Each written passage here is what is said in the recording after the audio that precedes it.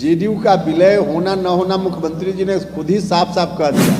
नहीं देखिए, मुझको लगता है कि जगता बाबू थोड़ा बोल देते हैं कभी कभी, तो उस रूप में उनकी बातों को लीजिए, बहुत अलग से उसकी व्याख्या करने की जरूरत नहीं है कि सुधाकर जी का बयान और फिर उनके प्रवक्ता की प्रतिक्रिया, इसके बारे में हमने कहा कि स्क्रिप्ट कहीं एक जगह से लिखा गया हो ऐसा लगता है। सवाल ही नहीं उठता है कि जेडीयू का विलय हो। जेडीयू का विलय कैसे होगा? गठबंधन हमारा है। तो क्या जेडीयू का विलय हो जाएगा राजद में, जैसे खबरें आ रही थी? देखिए, फिर यही सब भ्रामक बात है। जेडीयू का विलय होना न होना मुख्यमंत्री जी ने खुद ही साफ साफ कह दिया है। मुख्यमंत्री जी ने खुद साफ साफ कह दिया है कि सवाल ही नहीं उठता है कि जेडीयू का विलय हो। जेडीयू का विलय कैसे होगा? गठबंधन हमारा है।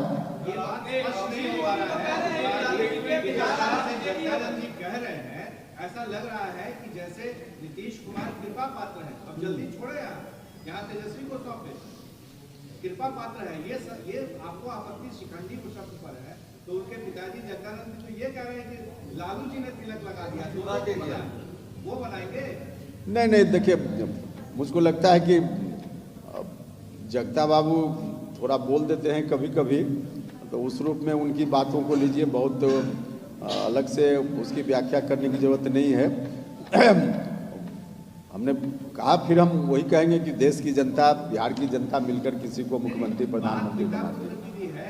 क्योंकि पुत्र कह रहा है शिखंडी है, नाइट वॉच है।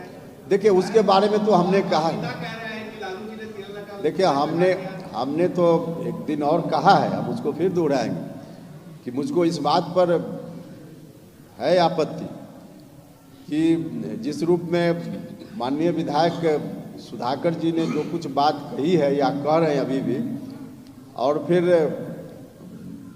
उधर से जो बयान राष्ट्रीय जनता दल के प्रवक्ता का भी आया, जब हमने अपनी आपत्ति दर्ज की, तब दोनों लगा कि स्क्रिप्ट कहीं एक ही जगह से लिखा गया हो, ऐसा मैंने महसूस किया है।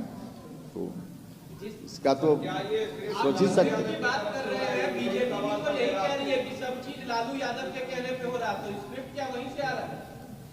राष्ट्रीय जनता दल के बारे में हम बोल रहे हैं कि उनके यहाँ जो हो रहा है, हम अपनी जेडीयू का नहीं हम कह रहे हैं कि जेडीयू में स्क्रिप्ट वहाँ से लिखा जाए। जेडीयू महागठबंधन के नेता नीतीश कुमार हैं, इसलिए राष्ट्रीय जनता दल को खास के इस विषय पर निर्णय लेना है, राष्ट्रीय जनता दल को, सुधाकर जी वाले विषय पर। तो इसके बारे में हमने कहा कि सुधाकर जी का बयान और फिर उनके प्रवक्ता की प्रतिक्रिया, इसके बारे में हमने कहा कि स्क्रिप्ट कहीं एक जगह से लिखा गया हो ऐसा लगता है।